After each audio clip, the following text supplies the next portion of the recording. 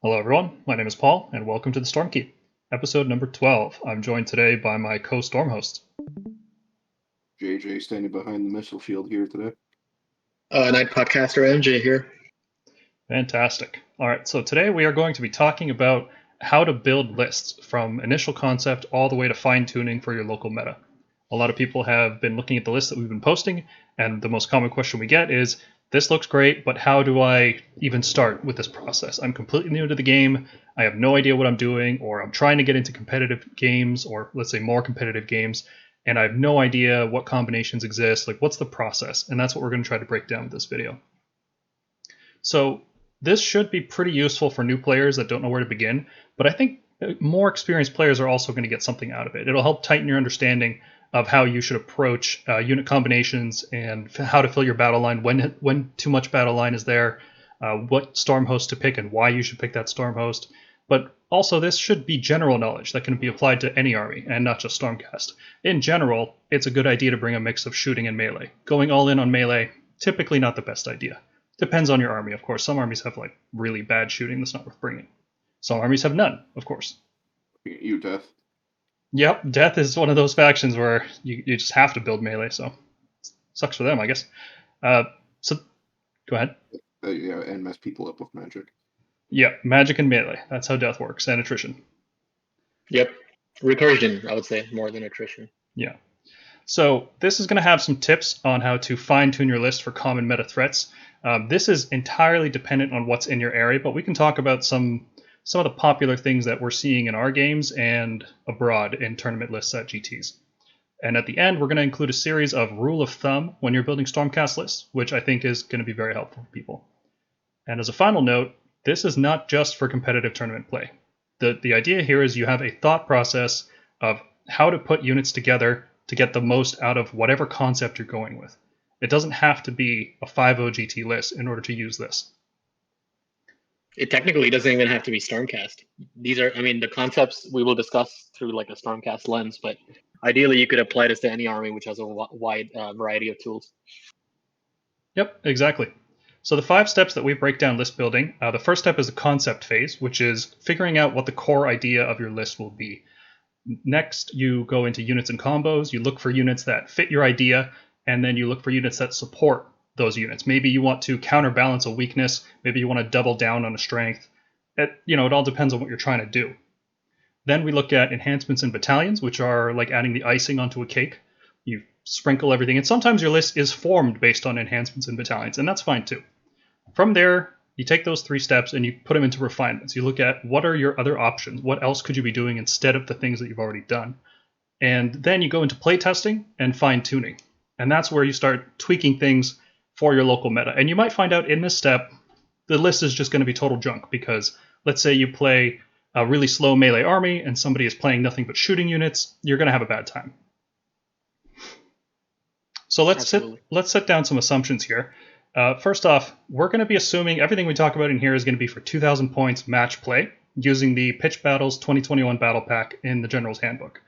You could do this for 1,000 points. It's just a really weird format. We're just going to standardize this to 2,000 points because that's what everybody's playing.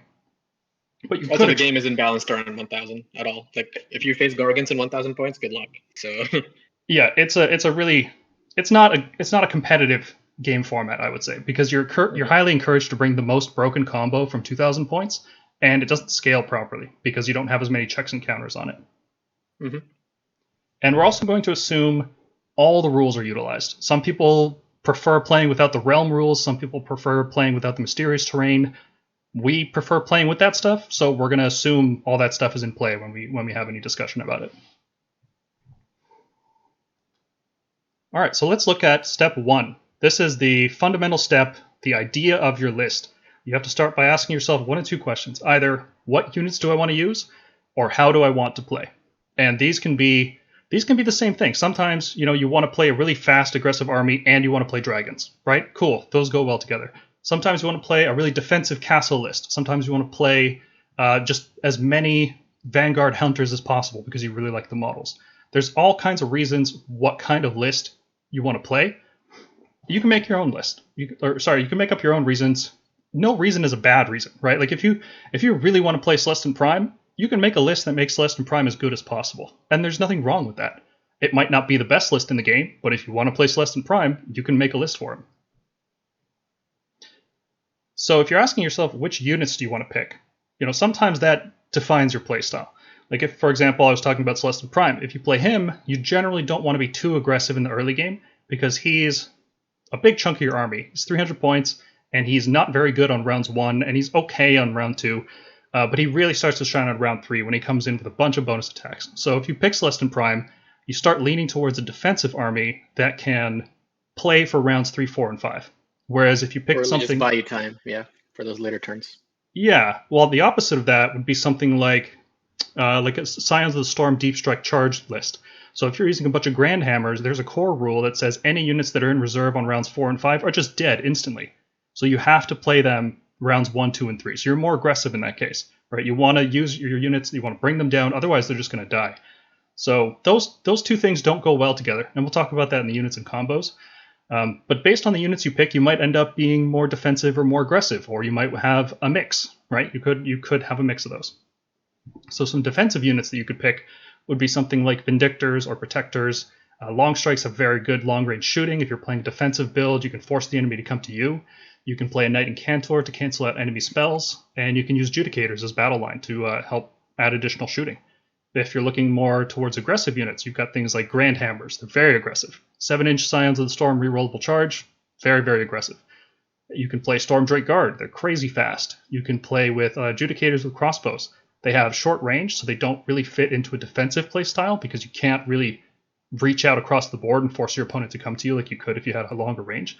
But if you're playing very aggressively, crossbows are fantastic. They are, without a doubt, the highest damage output shooting that Stormcasts have right now. So if you're playing an aggressive list, it almost feels like a bonus that you get to use crossbows.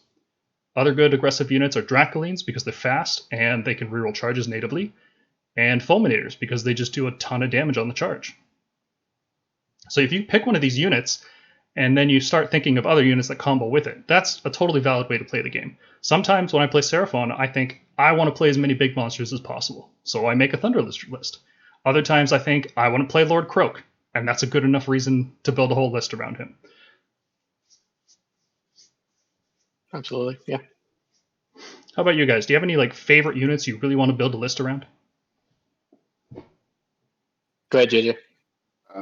Right now, I'm finding myself building lists around Dracothian Guard a lot. Mostly because I've spent a lot of time painting them. Honestly, right now it'd be Annihilators for me, but I can't wait to get my hands on some Storm Drake Guard. I have this cool Anvil's scheme planned out for them. But I think I prefer aggressive units over defensive. I prefer to although I do prefer playing reactively, I think aggressive units sort of help. I want to be aggressive and sort of dictate the terms of the engagement. Yeah. In that sense. And the cool thing is you can have an aggressive Alpha Strike or you can have an aggressive Castle. And similarly, you can have a defensive Alpha Strike and a defensive Castle, depending on the units you pick and how you approach the battle. So even though you're using the same unit, you can use it in different ways, depending on what your overall strategy is going to be. And that's kind of what we talk about with the second point here. How do I want to play? If you want to play an Alpha Strike, then definitely pick things like Grand Hammers, Fulminators, Crossbows. Storm Drake Guard can fit into an Alpha Strike really well because of their speed. If you want to play a Castle, you want things like Long Strikes because they're super long range. You want cheap disposable screens like Liberators and Aether Wings. You want a Taurolon that can buff everything very efficiently. You want durable units like Protectors. So let's take a look at some examples of just whatever concept it is. So I have here, I want to play as many dragons as possible. In our first list building video, that was one of the lists that we built. Murgank, you made a list that tried to stuff as many dragons in there as possible. And that was the list. And it turned out to be really good. Yeah. Another example would be, I want to play a defensive castle with lots of shooting units. So for example, if you want to play 3 squads of raptors, you can do that, right? That's the core of your list, and then everything else should try to support that idea. Let's say that's your Hammerstrike. Yeah. That's kind of what my Hammerstrike is doing, yeah. If you want to play a single big unit, put lots of buffs and run through the enemy. I think the other day I was building a list that had 9 Grand Hammers just because I wanted to. I wanted to see what that would do and how that would play.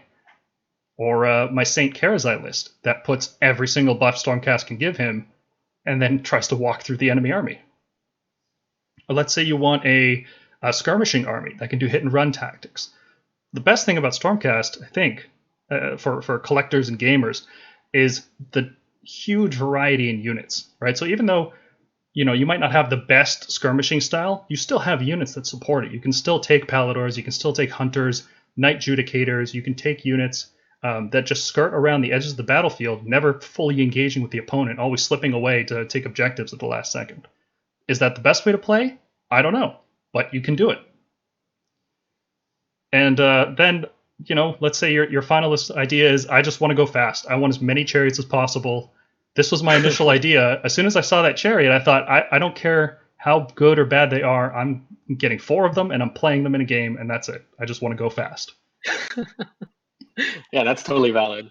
Okay, just don't let anyone tell you otherwise. Sometimes they might not be the most competitive, but they will catch people off guard, and that has its own value. I mean, just look at that 5 Knight Judicator list, right? Just straight up just won a tournament, no problem. Yeah. There's strengths and weaknesses to every unit, and some units end up being better than others and more suited to competitive games, but there's no invalid reason to make a list. Agreed. So once you pick your core concept, you want to fill out the list in order to support that idea. So you start thinking about combos, and some of the combos we've seen in the Stormcast army in particular are things like Dracoths with a Taurolon. They work really, really well together because the Dracoths are, they're 10-inch move. They're not the fastest unit in the game. And when you bring them, you typically want to give them all-out attack, and then you also want to have the option to give them all-out defense as well. Well, if the Taurolon is giving them +1 hit in both shooting and in melee, in case you're using Tempestors, then you can very easily use all-out defense or all-out attack on another unit. So that's just a natural combo in terms of playstyle.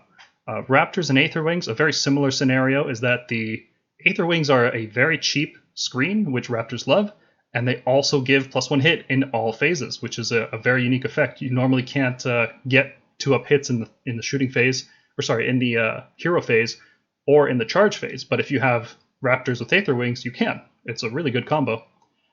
Grand Hammers with an Imperaton. I wouldn't even call that a combo so much as necessary. It's tax. Yeah, it's tax. Imperaton is honestly a tax. Yeah. Yeah. So Grand Hammer. It's a good tax because he's such a good unit by himself. Giving free CP every turn. So he's a good hero. But 175 points for a support hero that is 7 wounds is a tax at the end of the day. Oh, for sure. But he's necessary. So if you want to play Grand Hammers, you're playing an Imperaton. So you can see the list is starting to fill out. Well, if we have an Imperaton, what other heroes do we want? Right? What other support units do we want? The last combo here worth mentioning that I really like is Storm Drakes and Crossbows, because crossbows are short range, and you want to translocate them forward and then use Thunderbolt Volley. But there's a lot of problems with that strategy typically. One of them is that you still have to activate Thunderbolt Volley. And a lot of times you'll find yourself translocating out of range of the hero that is going to activate it because you want to shoot something really deep in the enemy lines. And Storm Drakes, with their hero phase move, are able to push forward and then activate Thunderbolt Volley for those Judicators. While at the same time... It's so strange. It's very strange. That they can issue that command. It's so weird. Yep, very weird. But not only that, the Storm Drakes are fast enough that then they can get ahead of the crossbows almost every time and act as an anvil so that they take all the damage, and they're also not the best hammer in our book, but they're a good hammer unit. So I found that Storm Drakes and crossbows go really, really well together. And I like that. Yeah, these are the kinds of things you want to think about when you're building your list. How many of these combos do you want to put together, and which ones are worthwhile for your list? So a lot of people use 4 Fulminators in a list, for example, because they slot in pretty much anywhere. They're cheap enough that, and they don't have any tax heroes like a Lord Imperaton, that you can just bring 2 squads of Fulminators, and they're going to do great things no matter what your list is trying to do. If you're playing defensively, aggressively, offensively, doesn't matter. Fulminators are great. But then you have other combos that cost a lot more points. Like, for example, we were talking about Grand Hammers with the Lord Imperaton. You could put Grand Hammers in any list, except a Stormkeep list, obviously, because they don't use Scions of the Storm. So you could put Grand Hammers in there, but then you need to bring a Lord Imperaton. And that's 175 points on top of the 240-point price tag. So you start thinking, well, that's a lot of points just to use 1 unit of Grand Hammers. I guess I should bring another unit that wants to use the Lord Imperaton's ability, either Vindictors or more Grand Hammers. And that starts to get really expensive, right? So there's cores in the army that don't really work well together. Like, for example, Dracoths and Grand Hammers are very expensive and typically don't go well together. Not just because of how expensive they are in terms of points, but you can only ever make one of them a battle line unit at a time, depending on your storm host. So if you play Hammers of Sigmar, you can make Dracoth's battle line, but if you play Knights Excelsior, you make the Grand Hammers battle line. Trying to use both is really expensive and really difficult, and you end up just spreading yourself too thin in a lot of directions. So another unit worth mentioning here is 5 Vindictors are just a more expensive version of Liberators, right? I think we've talked that into the ground at this point. 5 on their own, if you just have 5 of each, you should probably just use Liberators instead. Save yourself 15 points. However, if you have 15 Vindictors and you give them save bonuses, like you have a Lord Castellan to give him +1 save from his Lantern, and you cast Mystic Shield to give him +1 save, they become a very durable wall unit. And then you can further boost their damage by giving them +1 attack from Vandus, which is, like, that's a tough, durable wall that also does significant damage that your opponent can't ignore. But it costs a lot of points. And the more you invest into it, the weaker your list gets in other areas, because there's a lot of downsides of using this kind of combo. Because I mean, it's not, I wouldn't say downside. It's more like it's like opportunity cost. It's like, how many force multipliers do I have? And where can I put them? Do I want my eggs in one basket, or do I want to spread them out? And there's opportunity costs to doing that when you do decide for that kind of strategy. Yep, exactly. And if you're bringing this really tough, durable wall that's 390 points by itself, plus 155 for the Castellan, plus 215 for Vandus, you're starting to look at a really big chunk of your army. And then that big chunk of your army is only moving 5 inches a turn, unless you want to try to rely on 9-inch translocation charges. But that's a significant chunk of your army. So the rest of your army has to either double down on that playstyle or completely negate its weaknesses. You need to add some faster units like Chariots or Paladors or Stormdrakes. So it's like what you were saying. I just want to add, please don't build lists around getting 9-inch charges off. I mean, they're fine for sometimes like a Hail Mary or something you want to do in like a fun game. But building lists around that simple concept of I'm going to silence 9 inches away and try a charge, it's not the most reliable. Yeah, if your whole strategy is doing something that has less than a coin flip success rate, don't do it. It's something you do in an emergency, like Murgank said, Hail Mary situation. Don't try to just get 9-inch charges off the bat. So another combo worth mentioning here is the Stormdrake Guard. They're very strong. Everybody talks about how good they are. They're durable. They're fast. They have all this unique utility. But they are super expensive. 285 for 2 models is a big chunk of your army, right? And you don't want to bring just 2. Well, you can sometimes, but it's usually better to bring them in a block of 4 or bring 2 squads of 2. That's the optimal. If we're being real, it's more than 285. Like in a month or so, we might see that more of that. So be careful about how you use them and where you decide to reinforce them. Yeah. And if you do reinforce them, then you want to bring a Knight Draconis, right? Because Stormdrakes are one of those units that when you reinforce it, they take all the buffs in the world. It's great. Yeah, so Stormdrake Guard are incredibly expensive. And once you start reinforcing them, because you want to add as many buffs as possible, they love Celestial Blades, they love all the save bonuses in the world, they love Celestial Vindicator's ability or Blessed Weapons. There's a lot of great buffs you can give Stormdrakes. However, that's almost a 600-point unit just to bring 4 of them. And then you have to bring a Knight Draconis because you really want to double tap the breath.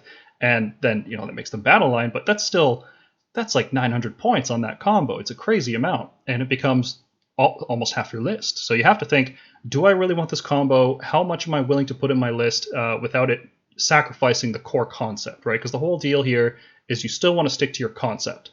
Now, if your concept is to make the strongest list possible, then okay, you can iterate as much as you want. But if your concept is to play a specific style or to use a specific unit, then maybe you don't use all of these good combos that we have. You have to use other things. And sometimes the combos that you use are based on a matchup. Like at your local meta, it has tons and tons of shooting. Maybe you focus more on long strikes, translocating forward, and some prosecutors followed by grand hammers to engage in melee, right? So you deep strike in a bunch of units and charge in. If your meta is really focused on mega gargants, maybe you go 6 grand hammers instead of just 3. Like little decisions like that can impact which combos you use. What are some combos right now in the Stormcast army that you guys really like using? Like which units play well together from your experience? Like Paul mentioned, one of the big things that I'm fond of is grand hammers, or a Lord Imperator with 6 grand hammers and using some raptors or a unit of reinforced judicators to sort of have a 1-2 punch. honestly, 6 Grand Hammers ought to be enough to delete anything, even a Mega Gargant, so that doesn't worry me. The other thing I really like using are 4 Fulminators, either with Steadfast March, but inside a Hammers list where, and we discussed this in one of our previous Lords of the Storm episodes where we talked about a list called Hammerstrike Force, and that uses both of the things that I like, Fulminators and Grand Hammers. So yeah, something like that. Yeah. Just to reiterate off the slide here, the Dracoffs and Torlon. I'm building a few lists right now with them, and I'm looking forward to using them.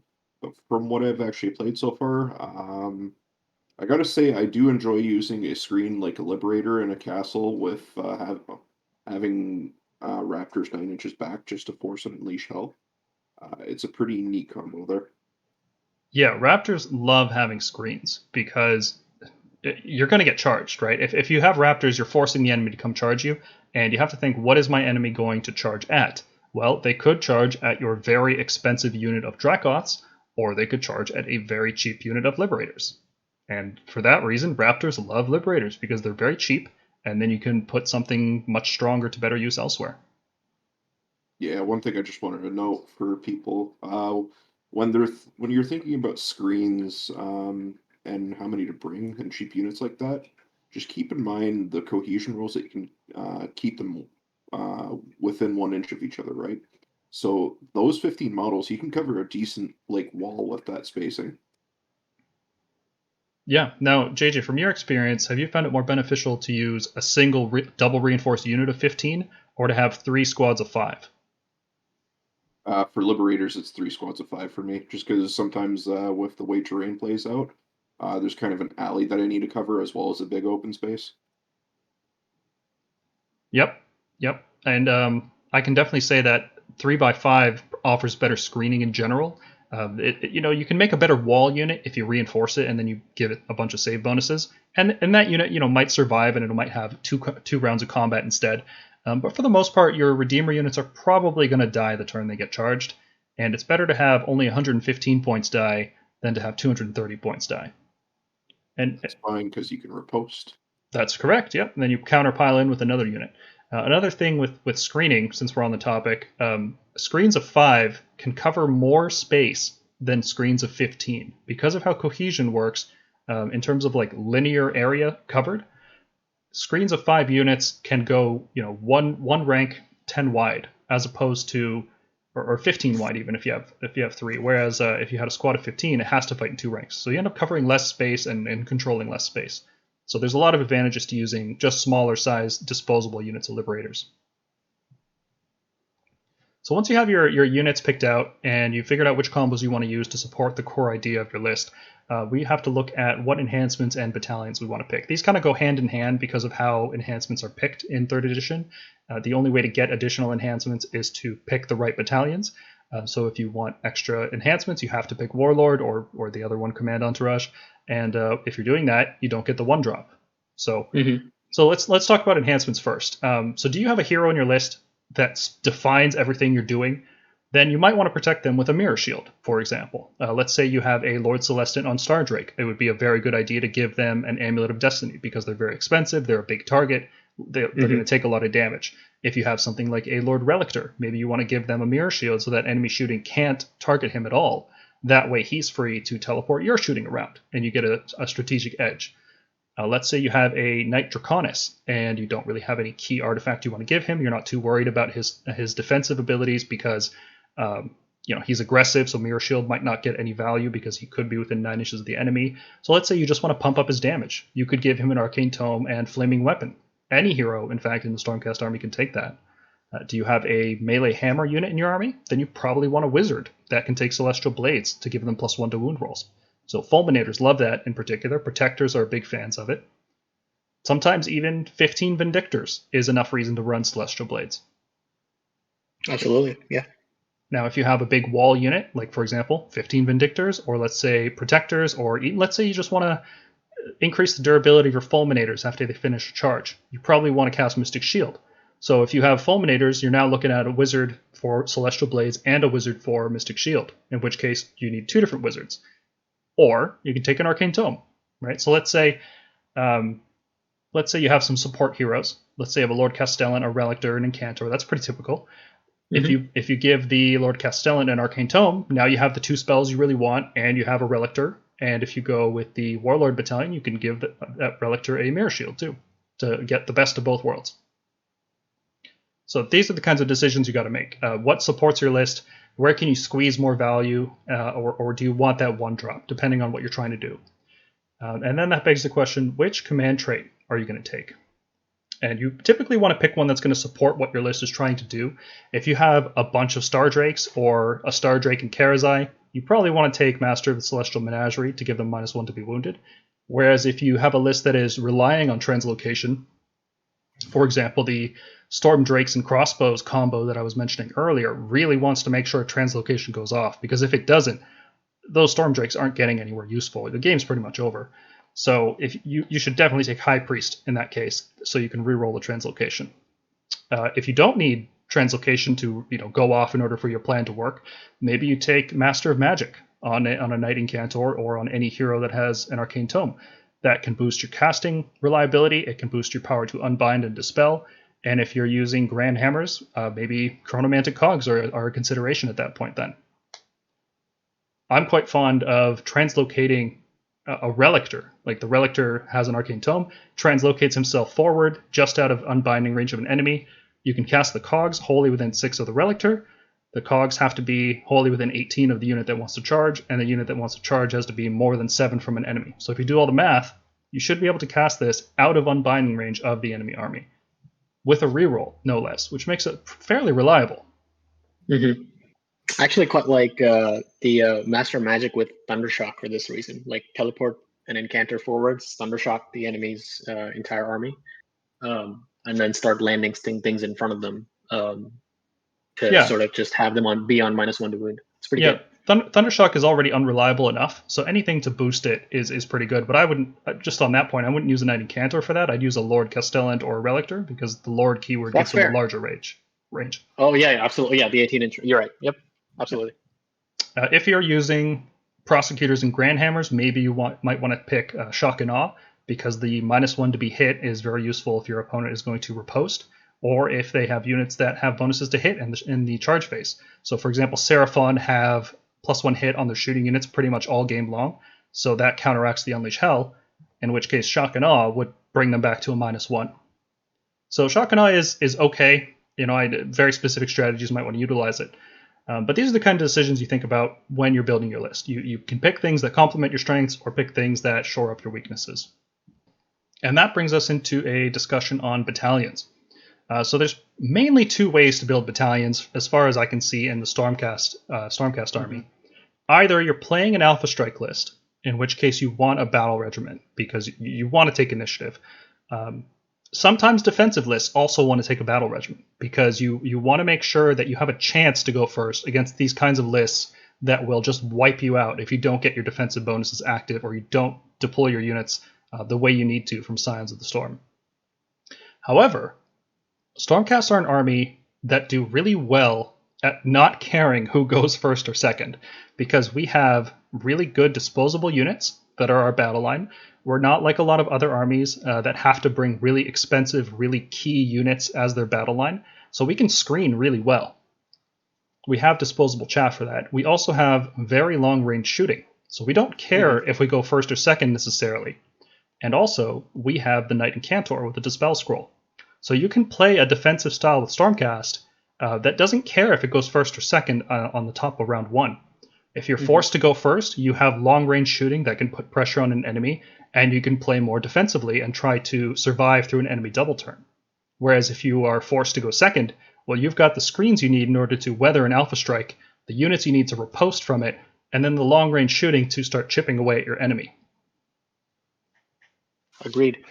The other thing I would like to add is, I think Scions of the Storm plays a huge role in giving us so much defensive utility that going second, or sort of giving up that turn priority initiative, or whatever you want to call it, is not a big deal for us, because we have the tools to sort of play around that. The other thing I want to say is, this is mostly a meta-analysis of looking at lists from different tournaments. in general, if you can't do everything into a 1-drop, don't try to go for 2 or 3-drop. At that point, you might as well just go for the extra enhancement.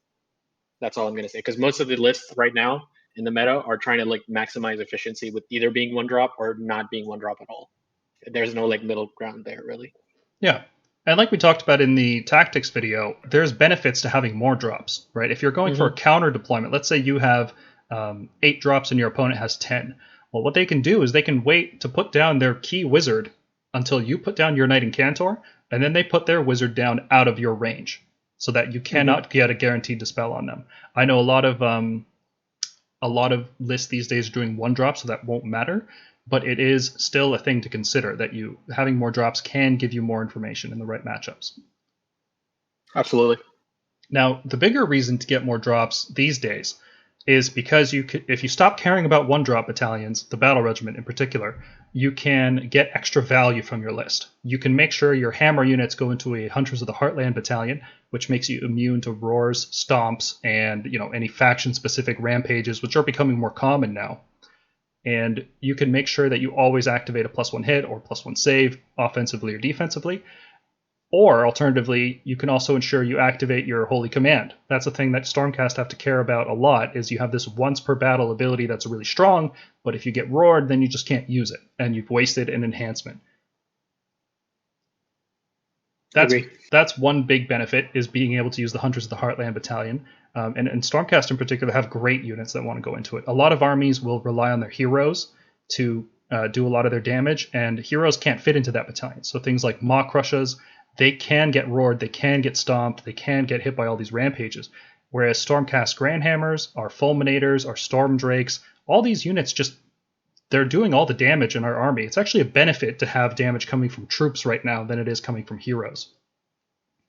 And the other benefit right now from taking multiple drops is you go with the Warlord Battalion, which is really easy for Stormcast to fill because we have a lot of our key support heroes are sub-commanders. They fit really nicely into that battalion. A lot of armies have trouble filling it. Right now, Beastclaw Raiders really love bringing a Warlord Battalion so they can get extra traits, but they have trouble finding sub-commanders because most of the heroes they want to use are on Stonehorns or Thunder Tusks. So this is quite a benefit for Stormcast.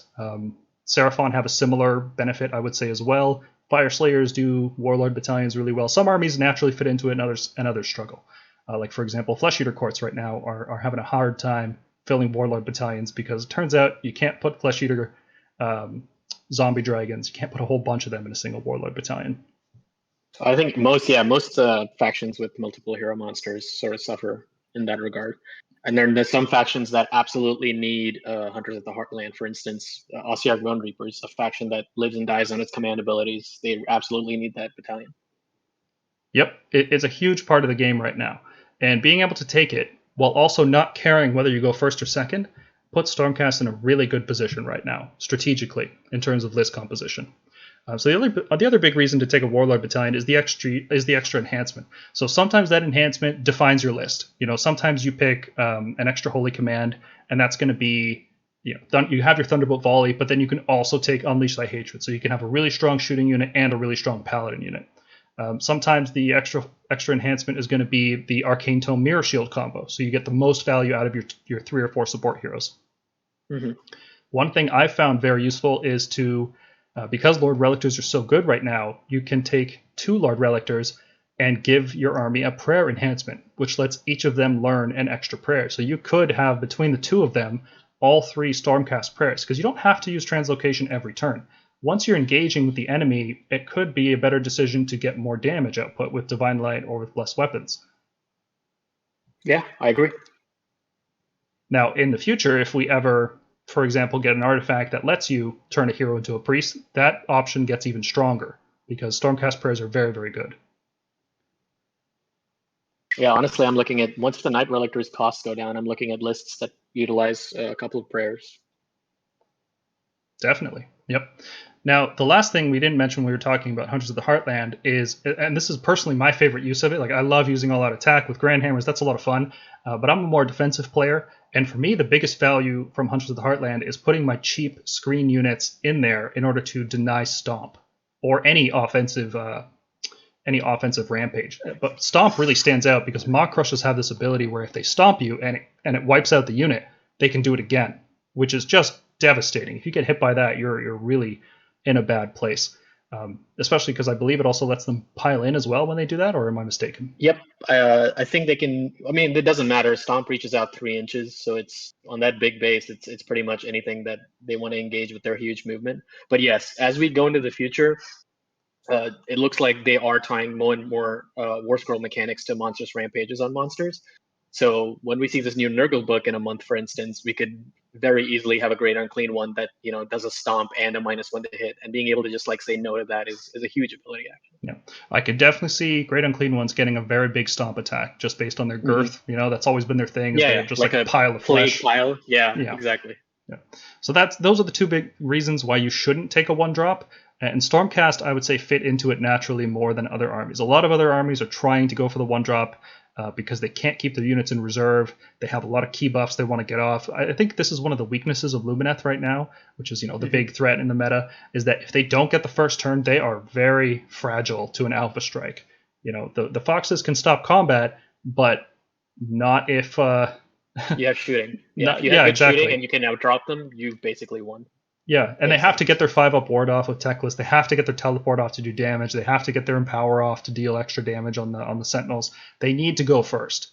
If they go first, then they can coast for the rest of the game. But that first turn, they're specifically weak, so you can take advantage of that. So, whether you want to go 1-drop or whether you want to go for more value, there's no right or wrong decision there, right? Because strategically speaking, if the better choice is to go first and cripple your opponent, then it doesn't matter how much extra value you would get, right? That's the better choice. However, if you can play around it, if you don't want to rely on coin flips, then you can take the extra value.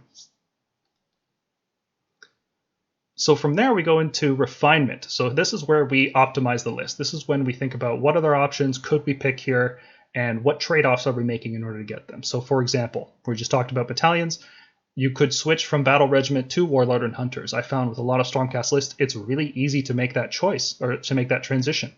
Because we typically run, I'd say 5 to 6 units, or let's say 4 to 6 units, and then we tend to run 3 to 4 heroes, usually 2 of which are sub-commanders. So very rare for Stormcast to run 2 commanders, like monster behemoth type heroes. So we fit into this dichotomy very well. It's very easy to switch back and forth between them. You could consider swapping your melee hammer from fulminators to annihilators. Let's say you want more damage output. Well, fulminators have got you covered, but they have a much lower threat range from your deployment, whereas annihilators can be anywhere. You set them up with scions, you drop them in anywhere you need to. However, you need teleport shooting to make annihilators work because you're going to deal with screens, and if your grand hammers are hitting enemy gut rippas, you're really doing it wrong. You want to hit something very big and very expensive that you can take down, and that is a big threat to you. And then fulminators want celestial blades, but annihilators don't. So maybe you don't need to bring a knight incantor if you're only bringing annihilator. If your list is annihilators, screens, and raptors, you don't need a wizard, because what are you going to cast on, right? However, you do need an imperatant tax in order to get that 7-inch silence. So these are the decisions you kind of have to make. You could consider switching your shooting hammer unit from raptors to judicators. You get slightly reduced range, your rend goes down, but you do roughly the same damage in exchange for a lot more bodies and a lot more wounds. It could be a meta decision. If you're facing a lot of coalesced Seraphon armies, or if you're facing a lot of Gotrek, then judicators do better in those matchups, quite a lot better. You could also swap out your enhancements, right? Let's say you have a block of 10 or 15 protectors. You really want to use Unleash Thy Hatred with them, but let's say you're using Annihilators instead. The Unleash Thy Hatred is still good, but it's not that much better than just getting +1 hit with all-out attack. And it's difficult to set up a scenario where you have +1 hit and you don't get roared, and you can use Unleash Hatred. However, if you use Grand Hammers, like I said, you don't need to use Celestial Blades. They already wound on 2. So, if depending on which units you use, you can optimize it further. And the big question you want to ask yourself is, how far are you willing to stray from your original concept? So if you're like me and you really want to use 4 chariots, then it doesn't matter what the trade-offs are, right? You could theoretically make a stronger list that doesn't use 4 chariots, but I want to use 4 chariots, and that's what my list is going to be. And there's no argument that could convince me otherwise, because that's the core concept. Hmm. I will say there's also like this when we think of refinement and switching things around. Sometimes you may need to switch things around just so you can fit more of a certain unit that you prefer. For instance, like let's say I switch from having protectors to fulminators, and I take that points increase. Well, maybe I can't do, maybe I don't have the space for those kind of points. Or if I switched from but if I switch my Raptors to Judicators, that opens up 80 points where I can start upgrading, putting that in upgrades for my other units. So it's not so much a refinement in the sense of what you want to take. It's also a refinement of what can I fit into that 2,000 point. It's like playing like Tetris almost in a sense. Yeah, that's a very good way of putting it. Tetris is definitely the analogy we've used in the Discord to describe it. And one last thing to consider when you're in your refinement stage, and I know I've talked about how battle tactics generally don't define the game, but if you can fit units in order to have an easier time scoring battle tactics, I think you should. So, for example, some of the easier ones to score when you're playing passively are to just have any monster. So you have a Nitroconus or a Stormdrake Guard or a Taurolon in your list or a Star Drake. Great. If the choice is 2 small support heroes or a Taurolon, maybe the battle tactic kind of edges you out towards picking the Taurolon instead because it has the monster keyword. Mm-hmm. Do you have, for example, 3 cheap disposable units that can run in a triangle formation on the first turn to score Ferocious Advance? Well, if you're bringing Aether Wings and Liberators and Prosecutors, you would, right? You don't necessarily care how much damage they do that turn. If they can't charge, that's probably fine for you. And the last thing to ask yourself is, are there any endless spells that would really fit your playstyle? So do you want something like a Prismatic Palisade to put in front of your long-range shooting so that your opponent can't reach out and shoot you? Do you want to bring the Chronomantic Cogs to get a +1 bonus to charge? If you're using a Deep Strike charging strategy, that can be very useful. Do you want to bring a Burning Head to just throw a little grenade at your opponent and deal D3 mortal wounds in an area every turn? These are small point costs at the end of a list that can go a long way. And finally, this is the last step here, fine-tuning. So playtesting is required in order to answer the questions that you asked yourself in the refinement stage previously. So one thing you might want to consider is, well, how do I handle the lists that are going to be, you can think internationally, what are the lists in the game that are a big concern? How do I deal with Ironjaws? How do I deal with Daughters of Cain? How do I deal with Karajan Overlords? These are all really aggressive lists that are going to try to do crippling damage to you on turn 1. Right? Mm-hmm. But then there's a lot of defensive castle armies like Lumineth, Stormcast, Seraphon. How does your list handle those? And then how does your list handle DPS check armies like Soulblight or Gloomspite or Archaon and Gargants, right? Like how does your list handle all these things? And maybe based on what's really popular in your area, you can start to tailor your list to deal with those things. So if you have a lot of Lumineth in your area, maybe you focus more on shooting so that you can have a stronger matchup there. It might weaken your matchup in other areas, but if 3 of your 5 rounds are against Lumineth, then tailoring your list to play against Lumineth seems like a good idea.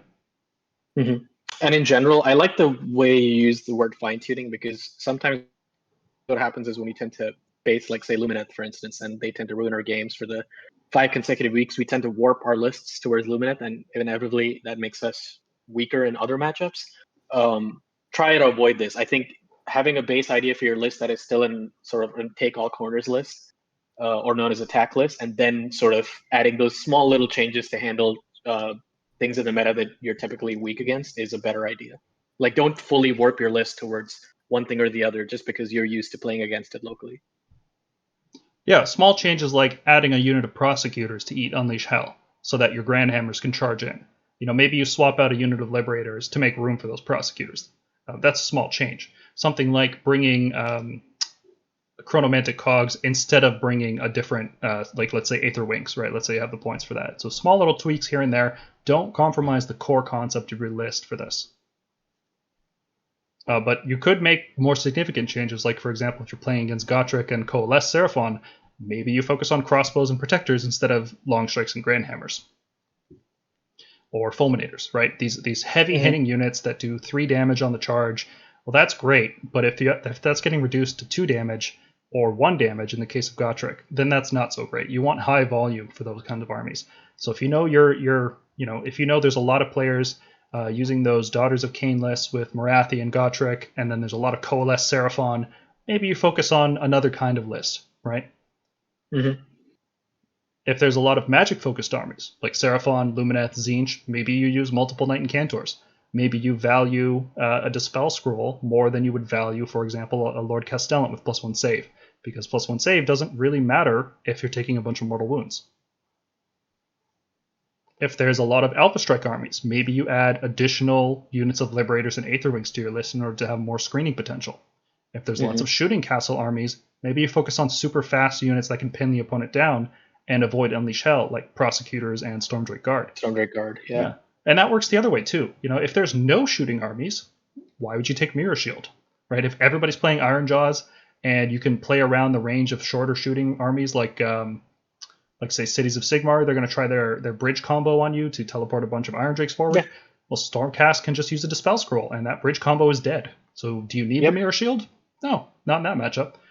So the fine-tuning really does come from playtesting. I want to stress that a lot, because you can sit here and think about your list all day long, but real-world gaming experience is worth way more than sitting down with a spreadsheet for an hour.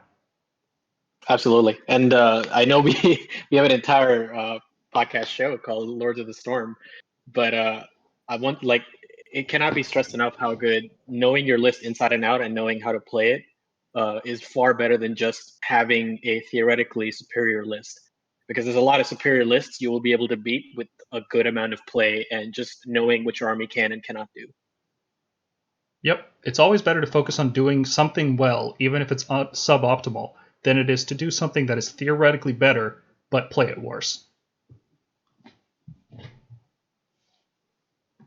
So let's look at an example. So we talked about the process, and it was too general, right? So I thought we could go through a couple of examples to round it out. So looking at this list, which I included in Lords of the Storm episode 2, this is Celestant-Prime Celestial Drakes. So I want to walk you guys through how I thought through this list using that 5-step process. So as you can see, the list is centered around Celestant-Prime. It uses the Celestial Vindicators in order to give him exploding 6s. It also uses a unit of Stormdrake Guard, 2 units of Liberators, and then some support heroes and shooting to round it out. So let's look at it through the 5-step process. The concept: I want to play Celestant-Prime. I just do. He's a cool model. That's the justification. I don't care what else happens with the list. At the end of the day, if Celestant-Prime isn't in it, this list is a failure and I need to go back to the drawing board, right? So what defines Celestant-Prime? He is very fast, guaranteed 12-inch charge anywhere he wants, and he's very strong. But it takes a lot of time for him to get the attacks he needs in order to make an impact on the board. So he is not suited to an aggressive list. You need a defensive list that can hold out and wait until round 3 for him to drop in to get the most value out of him. And to me, that says you need a castle setup. So the concept here is I want to play Celestant-Prime, and the conclusion ends up being I want a defensive list because of who Celestant-Prime is and how the model plays. So I thought, what are some units that fit into that natural place, or to that playstyle naturally? And defensive units, Long Strikes, Knight Incantor. You want to be able to shoot the opponent, you want to force them to come to you, and you want to be able to cancel out their spells. Well, to go along with that, we want some cheap disposable screens and some battle line units. Liberators fit into that perfectly. So now we've got Raptors up front, Liberators in the back, Celestant-Prime waiting off the table. In addition to that, we also want something really tough, right? Because when the enemy comes to us, if we're holding out for round 3, we want to make sure that we can handle 2 or even 3 rounds engaged with the opponent. So we want something tough. We want either Protectors or Shield Annihilators or Stormdrake Guard, something that can take a lot of damage. And when we're playing a castle, one of the things that you need to think about when you're playing a castle is how you eventually leave that formation. Because one of the main weaknesses of a castle setup is that you give away all board control on round 1. So you need fast units that can break out of that formation. So because of that, because we want something that's tough and we want something that's fast, we're going to end up picking Stormdrake Guard.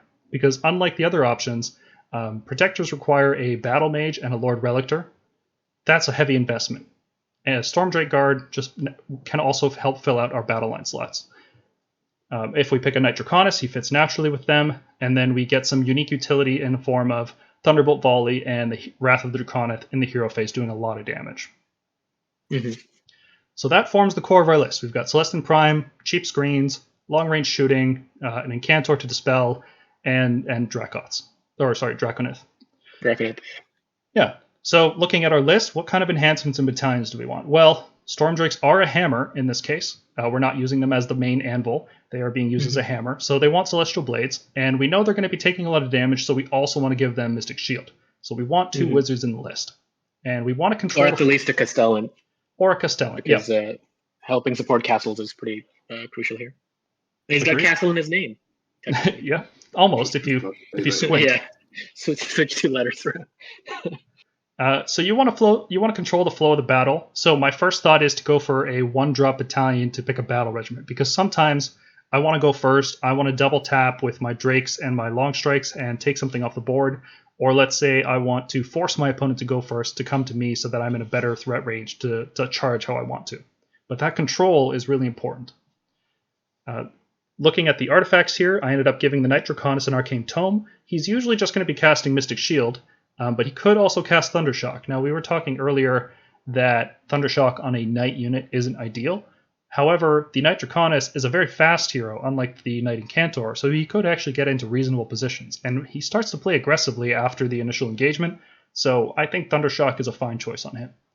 And then I ended up picking Scintillating Trail and Master of Magic, because he's going to be casting spells. I have another wizard. Scintillating Trail kind of makes sense, and Master of Magic ends up being the best default choice. I could go with Shock and Awe to make the Celestant-Prime more defensive, but I'm not really worried about the Celestant-Prime. Once he drops in, he's killing anything he hits. So I'm not too worried about the turn he comes into play. Yeah. And for Holy Commands, when you have 6 Long Strike, you should take Thunderbolt Volley. That's just a no-brainer. Yeah, it's the best command we have, I would say, of all everything else. Oh, definitely. It's so good that you want to bring a unit to take advantage of it. Mm-hmm. So let's talk about refining this list. So the first thing we can think about is the battalions. Do we really want the 1-drop, or can we go for Warlord and Hunters instead? So we have all the key units to make that Warlord Hunters playstyle beneficial to us. We have the Long Strikes, we have the Incantor, and we have the Liberator screens. So we could go first or second. This means more drops, which means more information for counter deployment, which is great. And we can also put the Storm Drakes and Liberators in Hunters and then take another enhancement. How valuable is that enhancement? I'm not certain. How useful is it to have Liberators and Hunters? I'm not certain. Do you want to run the Stormdrake Guard as 2x2 or as a single squad of 4? Now, if you run them 2x2, you could fill more battle line slots, and that would give you points to drop the Liberators and take 2 units of Aether Wings. So overall, you get more screens, more units, and you can spread out the Drakes, cover objectives, and have access to multiple monstrous rampages. However, 1x4, you get more value from all the buffs that you want to put on them.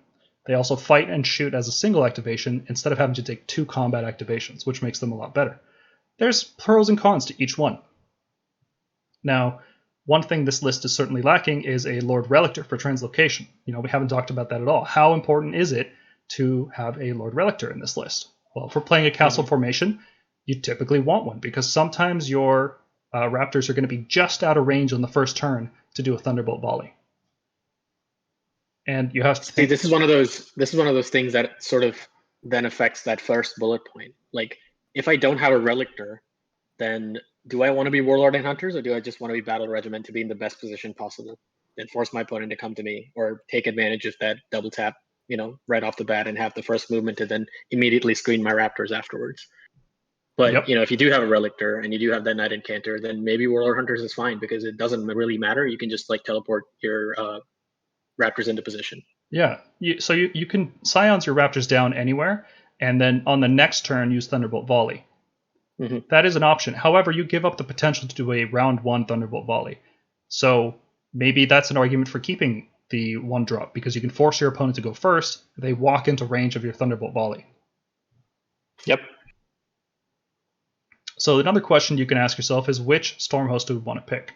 So do we stick with Celestial Vindicators, because Storm Drakes and Celestant-Prime both really like exploding hit rolls? Do we go for Hallowed Knights, because Gardas can offer us a lot more durability? We're playing a castle setup, then Gardas fits naturally into that. Alternatively, if we need to be aggressive, we can push the Drakes up and then drop Gardas in wherever they're fighting. Do we go for a Tempest Lords in order to swap out our Liberators for some Prosecutors to eat Unleash Hell and to make our Storm Drakes more reliable at charging? And also, Tempest Lords gives the Celestant-Prime a 58% success rate on a charge, which means maybe you can save his Celestial Orrery to get a guaranteed hit roll if you want to roll the dice there. Another question to ask is Scions of the Storm or Stormkeep. So Scions of the Storm, notably, Celestant-Prime doesn't have to use Scions. He uses his own ability to go in reserve. So you don't need that to make this function. However, Scions of the Storm is the only way to keep the Raptors alive in this case, because we don't have translocation. So I think that one's a little more obvious. We should probably be picking Scions here. Yeah, I agree. Maybe we could swap out some enhancements. Maybe we could take an Amulet of Destiny on the Draconis. Maybe we could take a Mirror Shield on the Incantor. Maybe we could swap the spell on the Draconis, because Flaming Weapon on Draconis is really good. He becomes effectively another Galmaraz. Yeah. 5 attacks on 3s and 2s, Rend 3, damage 3. It's a great profile, and it makes him a secondary threat, whereas normally he's just there for the double tap and then some light damage. Yeah, agree. So all these questions need to be answered through playtesting, right? But you can think through how you're going to deal with different kinds of lists. So if you're dealing with an Alpha Strike list, you have your Liberators up there to provide decent screening, and you have very durable Storm Drake Guard that also ignore spells on a 4-up and can roar on the enemy. After the initial engagement, once they come attack you, you can respond with Wrath and Thunderbolt Volley in the hero phase in addition to your standard riposte. But the significant damage you do in the hero phase could potentially allow you to just walk up the board without having to retreat. Just gonna get some water. You guys have anything to say about fighting against Alpha Strikes? In just that, Unleash Hell is a huge deal in dealing with Alpha Strikes. If you know your opponent is going to be particularly a melee Alpha Strike army, like Iron Jaws, who practically have like no shooting or nothing great to speak of, hey, keep your Raptors on the ground and keep them within 9 inches of all your screens, and suddenly when something charges you, use that command point. Yeah, if you can take a big chunk out of a Maw Crusher, and then if you can roar it, it can't use the Gur command ability to fight at the top bracket. It could be the edge you need in order to survive that combat. Yeah. So this list seems like it has all the tools it needs in order to survive an Alpha Strike. And how would this list play against castles? Well, the Prime has a guaranteed 12-inch charge. That's awesome. That's a really good tool to have, especially once you hit round 2 and round 3. He does enough damage to wipe out a lot of shooting units. Meteor Scepter in particular is one of the best tools Stormcast have for dealing with castles, because it just does guaranteed mortal wounds in an area. And that's one of the Celestant-Prime's main features, is that if you play against a castle, he doesn't have to go in Scions, or in reserve, I should say. You can just keep him on the table and start lobbing meteors at the enemy every turn. And they have to deal with your 3-up save, 4-up ward, 8-wound cannon that is doing D3 mortal wounds to their whole army every single turn until they kill him. Drakes provide a lot of good mobility. You can do a hero phase charge, and that denies Unleash Hell. And long strikes have really high range. Now, they don't have a teleport, which sucks, but I think with all the other pieces in this list, I think you can do pretty well against castles, in general, without looking at specific matchups. Against the concept of a castle, this list seems to do okay. Yeah, it also has the units into this list, especially with all that mobility and deep strike potential with long strikes and Celestant-Prime. It'll also keep that castle list on its toes. Like, they can't just break out of their castle formation, or they can't, they have to be very careful about where they're moving and how, because they have to be constantly wary of the Celestant-Prime just landing somewhere and ruining their day, and then long strikes coming in from reserve and shooting maybe their shooting units or something like that. Yep, exactly. So then we look at local meta. So if, for example, there's a player in your area using Coalesce and Gotrek, well, with this list, I could swap the lances on the Drakes for swords, because they don't care about doing damage too. Or if there's a lot of Alpha Strikes, I could run smaller units of Drakes. I could swap the Liberators for more units of Aetherwings. That would give me more coverage, and it would give me bonuses to hit on the long strikes. If there's a lot of castle armies, maybe I'll swap it over to Tempest Lords, and then I'll swap the Liberators for Prosecutors, and use the extra points to swap from an Incantor to a Relictor in order to pick up Translocate. So all of these questions have to come from playtesting, right? This isn't something you can conceptualize and think, oh, I can make the correct value judgment No, you have to go out there, you have to play games, you have to see how your unit combinations are going to interact, and you have to kind of have an idea of what you're going to be playing against. Especially if you're going to a tournament with Tooth and Nail. If this list, or if any Stormcast list, is formed about Scions of the Storm, is your list just fundamentally broken? Because you won't be able to use that key ability on one of your 3 or one of your 5 games. Now, I will mention that there have always been battle plans like this in the game, and some tournament organizers just love using them. And from my experience, the sooner you get that kind of battle plan in your round, so for example, if it's round 1 or round 2, it's not that big a problem because your seeding isn't, it's all randomized for the most part. You could be playing against a very low-ranked player, and you might have an easier matchup. But if it's the final round of a tournament, then you should really consider swapping out from Scions of the Storm, because if your list is based on this key ability and you can't use it in the final matchup of the tournament, which is going to place you against the, let's say, the best player. The creme de la creme of the AOS tournament. Yeah, it should be placing you against the best player, more or less at your level, but the best person at that level. So it becomes a bigger problem as you go into higher rounds. So if Tooth and Nail is the first one, maybe that's not that big of a deal. But if it's the third one at an RTT, well, that's a bigger problem.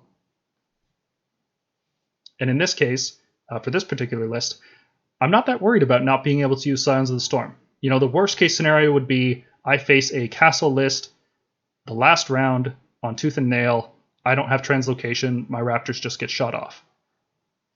And that sucks. But I have the Celestant-Prime there. You can be dropping meteors every turn, so it's not a complete wash. Yeah, agree. So let's take a look at another example here. This was from episode number 9 when we were talking about how to build an Alpha Strike, and I'm glad that you mentioned it earlier, Morgan, because we're going to be doing an example for it. So this is a battle regiment battalion. The core concept of this list was I want to be as aggressive as possible. I don't care which units I use. I want to make the list that's going to do the most damage to an opponent in the shortest amount of time and pin them in their base. What we ended up with was a combination of Dracoths and Grand Hammers. The Tempestors form the shooting core so you can tear down screens. That allows the Annihilators and the Fulminators to charge in. And to round it out, we brought a Battle Mage with Steadfast March to make the Fulminators a lot faster. We brought a Lord Imperatant, because you have to bring a Lord Imperatant if you're playing Grand Hammers. And we ended up with Aventus Firestrike, because we wanted both Celestial Blades and Mystic Shield, and we didn't have the points for 2 Wizards. Plus, we wanted a Taurlon, because Taurlons are just excellent. Yeah, always with the Taurlon. So concept, I want to play an aggressive Alpha Strike list. Right? I want to deal crippling damage, I want to pin my opponent, and then I want to survive the enemy counterattack in order to seal the game in round 2. Because Alpha Strikes, if you hit your opponent and they just, you've put yourself in range of everything in their army. And that gives them the positional advantage, right? That's why castles are so effective right now, is if you could survive the counterattack, though, then you can really twist the knife and go for the throat in round 2. Mm-hmm. So units and combos. In order to facilitate this very aggressive list, my mind immediately gravitated towards bringing 6 Grand Hammers, because they can, reliably, as far as we can tell, reliably charge from 7 inches, and 4 Fulminators, because when they charge, they do insane damage in this game. However, the Fulminators only have a 10-inch move. We can compensate for that by bringing a Battle Mage for Wild Form, which gives them +2 to run and +2 to charge, and using the Steadfast March Holy Command, which allows them to run and charge. Mm-hmm. Now, both of these units can be battle line depending on which storm host we pick, either Hammers or Excelsior. So which one do we pick? Well, at this point, it's not quite clear. We still need some shooting support to tear down the screens. So we could bring crossbows, we could bring Tempestors, we could bring long strikes, we could bring Adjudicators with bows. Mm-hmm. And 4 Fulminators, you really want Celestial Blades and Mystic Shield, so you definitely want a Wizard that casts 2 spells, or you want 2 different Wizards or an Arcane Tome. However, based on the other units we picked so far, we don't have a lot of heroes that are going to be on the board turn 1. And we're playing a very aggressive style, so we don't care about the Knight Incantor, because the idea is we're trying to cripple our opponent turn 1. If we're in their face turn 1, we don't care what spells they're casting. Well, it's not that we don't care, it's more like it's marginal value, because we're not trying to deny a spell before we try to attack them. Yeah. Now, in this particular list, we have quite a few units that want to get +1 hit, Tempesters, 2 units of those in the shooting phase, and then we have a unit of Grand Hammers, a unit of Fulminators, and potentially 2 more units of Tempesters in melee. That's a lot of units that want +1 hit, and the most efficient way to give it to them is to add a Toralon. And if we go Hammers of Sigmar, that could be a Ventus, and that would give us the 2 spellcasts that we want. In terms of enhancements and battalions, we want the Battle Regiment. We're trying to be aggressive, don't really need the extra enhancements because we're bringing an expensive named character, and one of our characters is going to be off the board for Scions, so an extra enhancement is very marginal for this list. We don't need Mirror Shield because we're not worried about getting shot. Our heroes, they're going to be aggressive, they're going to be up front. We're not that worried about the Mirror Shield. So do we pick Shock and Awe, or do we go with Arcane Tome and Master of Magic? Well, in this particular case, we decided to go with Arcane Tome and Master of Magic because the turn Grand Hammers come in, they're going to obliterate whatever they hit. And your opponent, if they leave something in riposte range, is going to have a bad time because Grand Hammers don't have to fight first. They can fight after the Fulminators, and they have a 2-inch reach. So if your opponent does a counter pile-in, you'll be able to hit them back. So in this case, we went with Master of Magic and Arcane Tome. So the next step then is to go into refinement. So which shooting unit do we want to bring? We talked about a few different ones here. I think the main ones that are going to be in contention here are going to be Crossbow Adjudicators because we're playing very aggressively, or Tempesters because they become battle line in Hammers of Sigmar, they have good melee attacks, and they can keep up with our Toralon and the other Dracoths. The Crossbow Adjudicators would need a Lord Relictor or in order to translocate them forward and then use Thunderbolt Volley. However, or you could just drop them in with Scions of the Storm. But then you can't use Thunderbolt Volley that turn, and we're trying to do a lot of damage turn 1. Right, if they're not reinforced up to the eyeballs, up to like 15, I don't think it's worth taking Thunderbolt Volley. I think Tempesters are the way to go, I think, for 30 more points over here. Yeah. In this case, like obviously, like the strategy completely changes if this, for instance, changes into a Knights Excelsior list, and then you can start putting in Crossbow Adjudicators and Thunderbolt Volley, but that's a part of refinement, right? And that probably brings us to our second point: Hammers of Sigmar and Knights Excelsior. Yeah, exactly. If we went Knights Excelsior, I would strongly consider using crossbows to fill out the battle line. Unfortunately, though, 6 Grand Hammers, depending on what you charge, but they're not likely to activate the Knights Excelsior bonus, right? So you still want to use all-out attack with them because you've given +1 hit to everything else in your army with the Toralon. Grand Hammers want to get +1 hit from all-out attack. And Hammers of Sigmar does also give you a 6-up ward on objectives, and it does let us use Aventus, who has 2 great spells.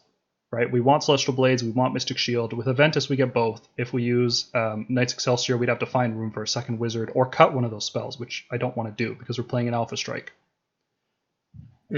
Another question you could ask yourself is, do you want to run 4 Fulminators or 4 Tempesters? Because you could, we had 2 Tempesters and 1 Fulminator squad. You could do the opposite. You could do 2 Fulminator squads and 1 Tempester squad. And there's benefits to doing both. Primarily, the Tempesters have a very strong Unleash Hell, which when you're getting counterattack, that can come in handy. However, only 1 unit of Fulminators could get all the buffs that you want to put on them. So for example, Wild Form, Celestial Blades, Mystic Shield, rerolling a charge in the charge phase, you might want to do that. So I think in this particular case, running the Fulminators as a block of 4 is better than running the Tempesters. And then if we're playing Hammers of Sigmar, if we're going down this road, do we pick a Toralon or do we pick Aventus? Aventus costs more, but he has better melee, D3 healing every turn, and he casts 2 spells. On the other hand, a Toralon can take a mount trait, and it can take artifacts and a command trait, so you could give it an Amulet of Destiny. We talked earlier in this list about how we didn't really have any good heroes to put artifacts on, so a regular Toralon with an Amulet of Destiny becomes very durable. You could give that Toralon an Arcane Tome, and then it's casting 2 spells just like Aventus. So, there's decisions to make there. And it seems like some of the text on the slide got cut off. That's unfortunate. If you, for example, didn't bring an Arcane Tome on the Toralon, you would want to bring a Knight Incantor. And the problem with the Knight Incantor is after that first turn, he's not keeping up with the army. He's far too slow. Not only that, but I think most of his use is that Dispel Scroll, right? So you need to realize that he's not exactly some huge combat hero or anything like that. Yeah, and the Dispel Scroll, like we said, is marginal if you're playing an Alpha Strike list. There might be some spells you really want to stop, but that first turn you're going to do crippling damage ideally, so you don't need to necessarily dispel a teleport or dispel a 5-up ward or something like that. And then we bring this list into fine-tuning. So again, playtesting is required. There's a lot of questions that are unanswered. This list is not optimized, and playtesting is needed. But let's think through how you would play against Alpha Strikes and Castles. So against Alpha Strikes, if you hit them first, you're going to do tremendous damage. Right? Now the problem is that's a coin flip to determine who goes first.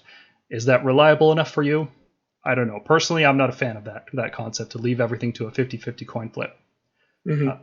Now, faster armies, let's say you're playing against Slanesh or Flesh Eater Courts, they can deploy really far back. And if they win the coin toss, they can tell you go first, knowing that they can deploy out of your range. And you don't have a choice except to move forward and hope to, not get double turned. So I will say that, so here, let me sort of, I guess, let me point out why I think Alpha Strikes. So there's two kinds of Alpha Strike, right? Like when we have like the Lumineth Alpha Strike, and then we have like a Flesh Eater Core Alpha Strike. I think melee Alpha Strikes, yes, we are weaker because we don't have any screens really. But in the sense that if they do want to come to us first, then we have things like Unleash Hell, and especially if we take like dedicated shooting units to even aggressive shooting units to sort of do some damage and get some value out of them. But yes, especially if they force us to go first, then we will most likely be just wasting a turn. Yeah. If we don't have like a long range shooting unit. Yeah, this list struggles with that, right? Mm-hmm. So it really needs to go first, and that's a big problem with this list. And I'm not sure there's any fine tuning you could do in terms of just swapping out a unit here or there to make it better at that. You'd have to bring in Liberators, you'd have to bring in more units, and then you risk falling out of the Battle Regiment 1-drop.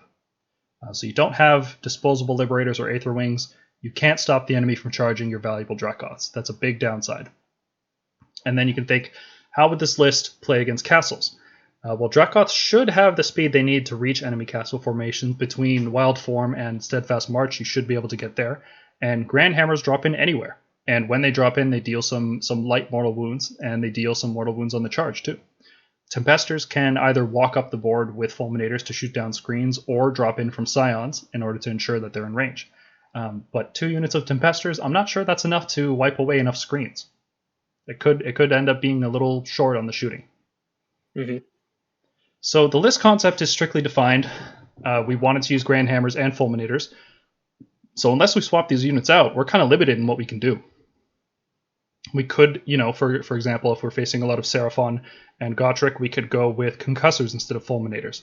But there's not much else this list can do. And this may not be the best way to build an Alpha Strike list. So in this case, because the concept was, I just want to use the most aggressive list possible, I don't really care which units I use in order to do that. Right? The concept wasn't Grand Hammers and Dracoths. The concept was be aggressive and Alpha Strike. So in this case, I think I would go back and reconfigure the list, swapping out the Grand Hammers for something else, because it's very difficult to run Grand Hammers alongside Dracoths. They're 2 very expensive packages. Mm-hmm. I think it's one of those times where we fine-tune to sort of commit to either Excelsior or Sigmar and sort of lean into their strengths. So, like Paul mentioned, for instance, if you're facing a lot of Seraphon Coalesced, maybe a good thing to do, since we already have the Battle Mage Wild Form package, is to include the Lord Relictor and swap out the Fulminators for maybe 10 Protectors or 15 Protectors even. And then sort of use that 1 damage as a sort of, with the enhanced movement as a way to get around that. Yep, that could definitely work. There's a lot of pain points there. You have to pass the translocation, you have to pass the Wild Form cast, you have to make the 7-inch rerollable charge with 2 different units. You could potentially end up spending extra command points to get the Protectors in. Again, that could be not the optimal way to play an Alpha Strike, but you have to go through the process of building the list, playtesting it, and then seeing that for yourself. Mm-hmm. So hopefully that gives you guys an example of how to put those 5 steps together. This works pretty much for any list concept, right? Like, we didn't want to bloat this video. We've done a lot of long videos lately. We didn't want to have another 3-hour video where we go through tons and tons of examples of lists. We just wanted to give you a general idea of how to form a list. But I will want to leave you guys with these rules of thumb. So in the, what has it been, like 2 months now? The Battletone's been out? Yeah. And Yep. these are the rule of thumb that we figured out. It's not going to be 100% you have to do this in every single list, but these are general tips that are pretty good to stick by. So number 1, you want a combined arms approach with your hammer units. You don't want to go all in on melee, and you don't want to go all in on shooting. There's reasons to bring certain units. There might be reasons to bring certain ratios of units. But in general, if you bring a list that's all Grand Hammers, you're very strategically limited. If you bring a list that's all Long Strikes and Screens, you're very limited in terms of strategy as well. A mix is always better. Well, again, not always, but in general, it's better to use a mix. Another thing we figured out is that there is very little reason to take more than 3 battle line units. Because if you're taking a Storm Host for a specific battle line, they're very expensive. If you go Hammers of Sigmar and you bring 5 different Dracoth units, you should probably just start reinforcing units instead of bringing more of them. If you go Knights Excelsior and you bring 4 units of Grand Hammers, probably should just combine a couple of them into squads of 3 and 6. Also, shouldn't bring that many Grand Hammers. That's going all in on that concept, and that's not going to be the best result of your points. You want to bring in some other units to support them, round out your list with some screens and some shooting. Mm-hmm. There are scenarios where you will take a lot of Redeemers, right? Let's say you have you're playing a Stormkeep Hallowed Knights list, and you want a lot of Redeemers to take advantage of that ability. Even then, I would say it's better to reinforce your unit, because then you can rally them back as they're dying and fighting.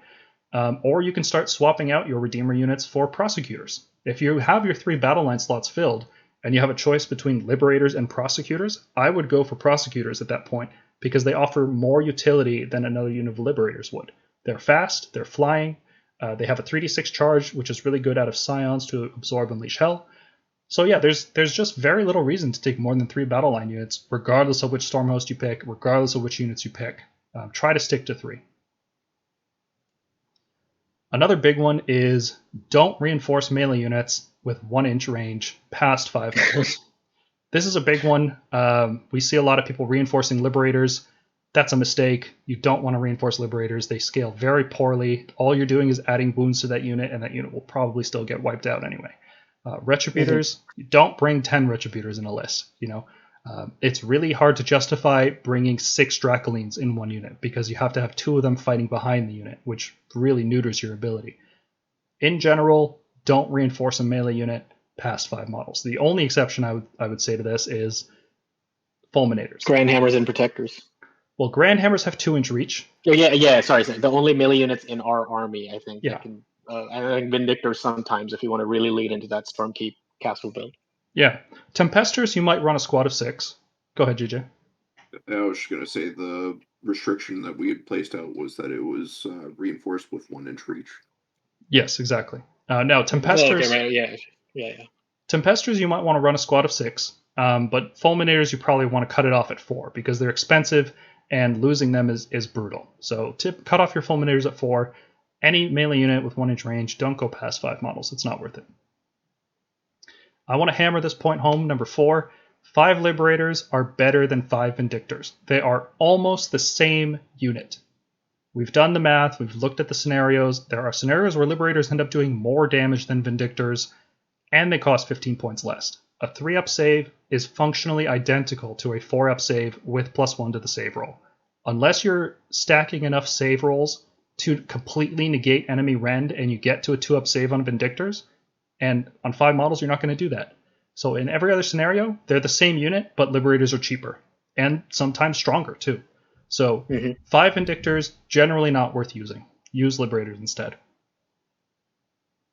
Castle lists. If you're playing a castle, you want long-range shooting. Crossbows are not good enough. Vigilors are not good enough. You want ballistas or long strikes or even bow judicators, but 18 inches is not good enough.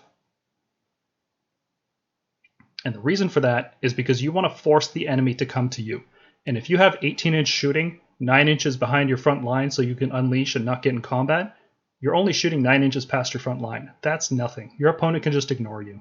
And as soon as you start being more aggressive with that, you've put yourself in range to get charged. So if you're playing a castle, you want long-range shooting.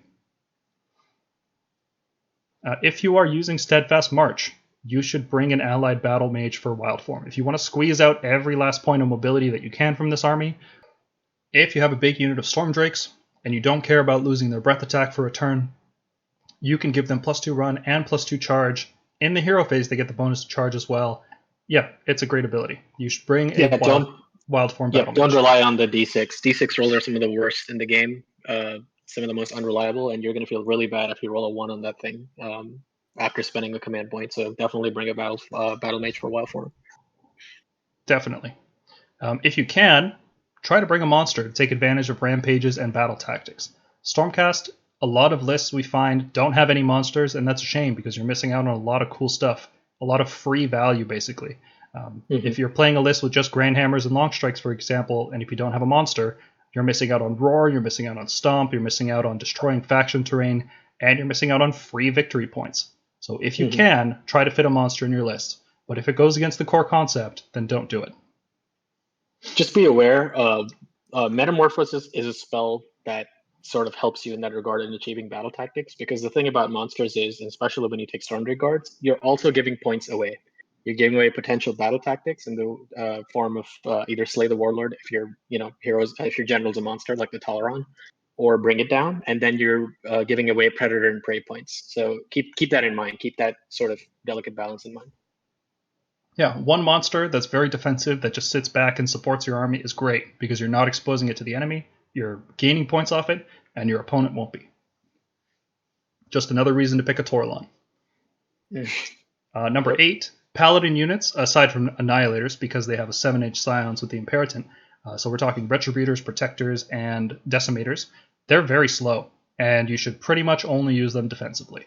You can translocate them forward with Wild Form in order to get a 7-inch charge, and then you can pay a command point to reroll it. But that's a lot of effort, and that's a lot of points where that combo can fail. You have to succeed the translocation roll, you have to succeed the Wild Form, and then you have to succeed the charge. None of those are guaranteed. They're all likely, but the odds of all of them happening are not great, not good enough. So if you're using a Protector unit, you're not playing it aggressively, you want to make sure you're using that unit defensively. Number 9, if you're using a melee hammer unit that wounds on a 3-up, you really want Celestial Blades. It is our best force multiplier. There's not a lot of effects that negate wound rolls in the game right now, so buffing you to wound on 2+ is really beneficial. You really want to do it. So this is Stormdrakes, Protectors, Retributors, Fulminators, Tempestors. If you have a melee unit that's wounding on a 3+, you want to bring at least one Wizard. And finally, number 10, all 3 Stormcast prayers are very good, and with a Lord Relictor, they're very reliable, all of them activating on 2+. You should try to include at least one in your list, right?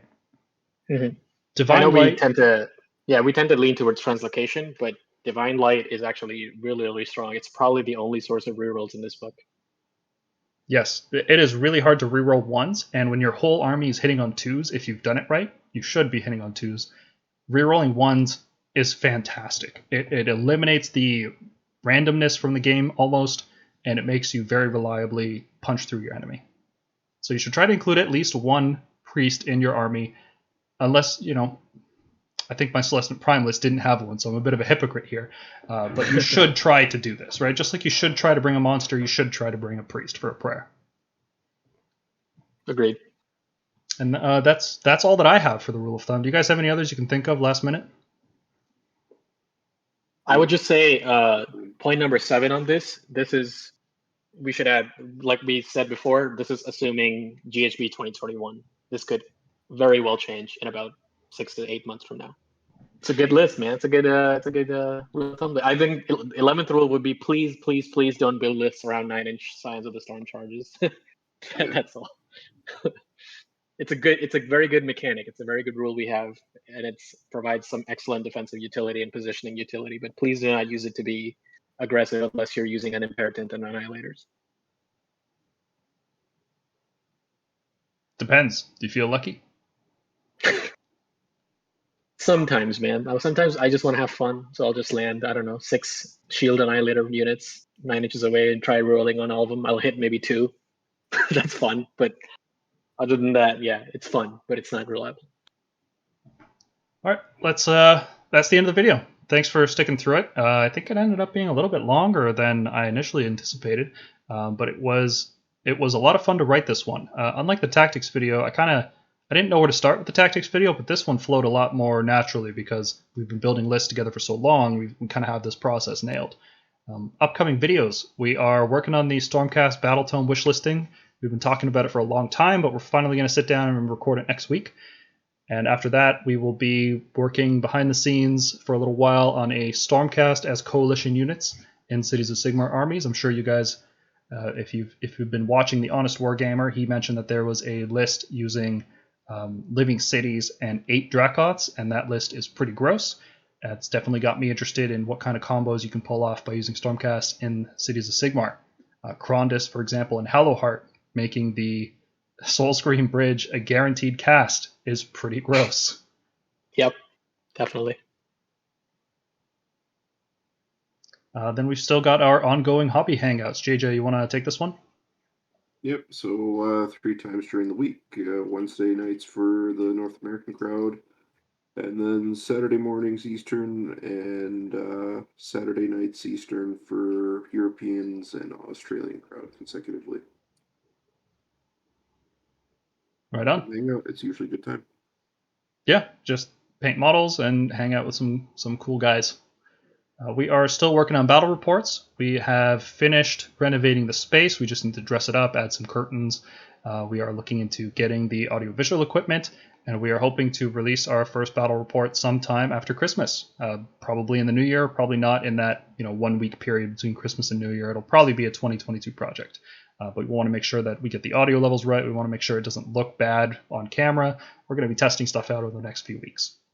And if you want to help support us in that endeavor, I know it's a bit of a big ask because we have no proof of concept. I'm just telling you guys all this stuff. Maybe I'll add some photos of the space that we're working on for patrons there. But if you want to support us, check us out on Patreon and Subscribestar.